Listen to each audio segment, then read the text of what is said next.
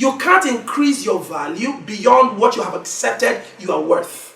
You can't deliver value beyond what you have accepted you're worth. Many times, because we know some people fight with what they think they're worth, they don't put in the necessary efforts to ensure excellence on the job. I mean, they would justify by saying, you know what, so far they are paying me cheap money, I'll just do something cheap. So far they are paying me meager money, I'll just do something and I will go. Because you're doubting your worth.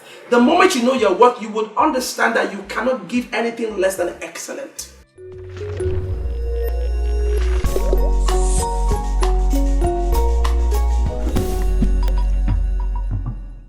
So let's talk about 3 things that I'm going to share with you that's going to help you increase your value. Are you following? 3 things that are going to help you increase your value. Now, how do you apply your value? The value you bring to the table is validated by the problem you solve.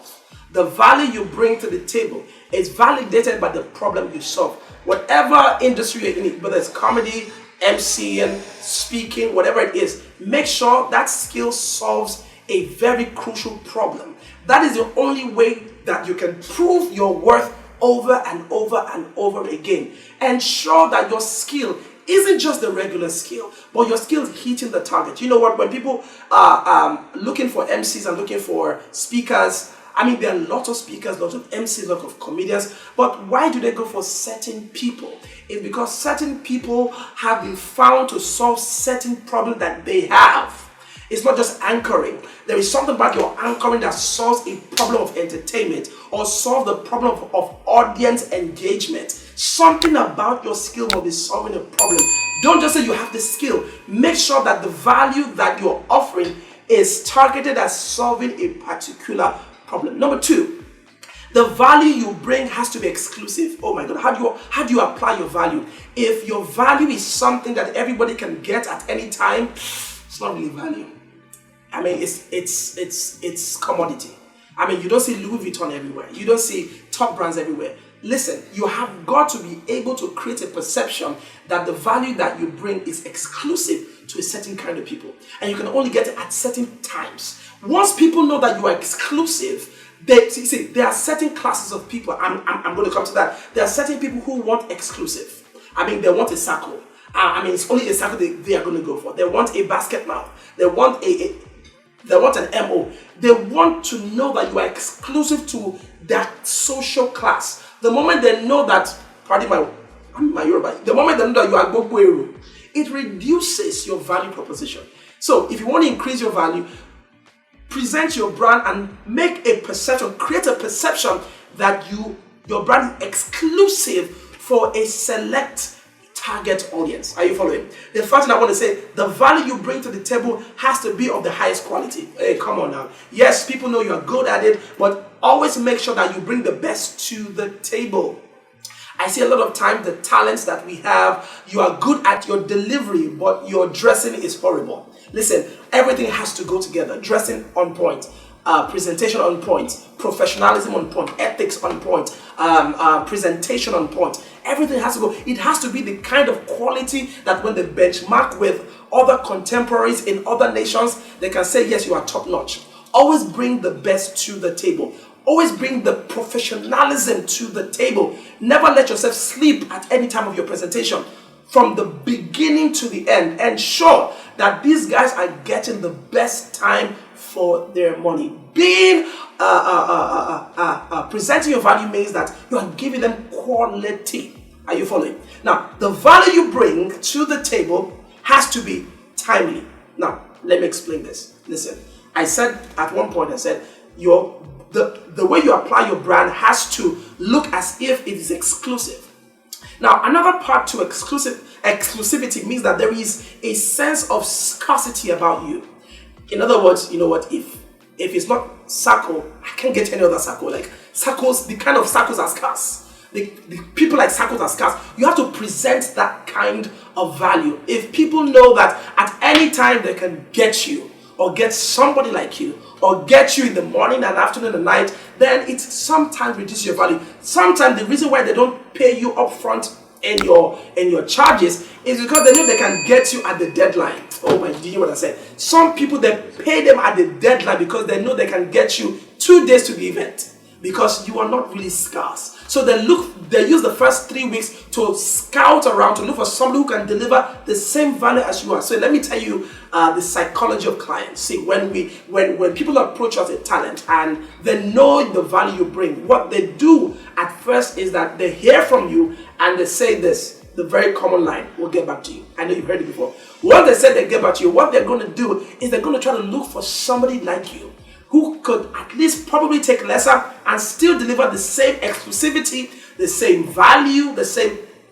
But the moment they don't see anyone like you, then they come back and call you and then they renegotiate. Now listen, if they always do that to you at die minutes, then there's a problem. Listen, you want to be the kind of brand that you are the first option and you are the last option. The first time they meet you is the last they're going to consider anyone to do that job. So you want to be able to create that sense of scarcity. Don't be everywhere doing everything. Make sure that there is a time limit. There's an expiry date for negotiation. Oh, did you hear what I said? Listen, every negotiation that you open with a client, let them have a sense of feeling that there is an expiry date to this negotiation. So what I do sometimes when I do graphic designing, and when I do a graphic designing for my client and I send them an invoice, I title that invoice 001. By the next time I'm sending that invoice, I have a caveat. I have a caveat I put in my contract that the next time I'm sending you this invoice, the price may go up because I will consider and I will take it up. So your client, you also need to understand that sometimes if they lose you at the first negotiation, they can't get you again for that same price. Oh, that's how you know you're valuable. Now they have to renegotiate. Now you have to tell them, we just took it a notch higher. So you have to build that brand. Are you following? You have to build that brand where you are ready but not always available. Can I say this again? You have to build a brand that says, I am ready, but I will not always be available. That means whenever you are ready, I'm ready, but I will not always be available.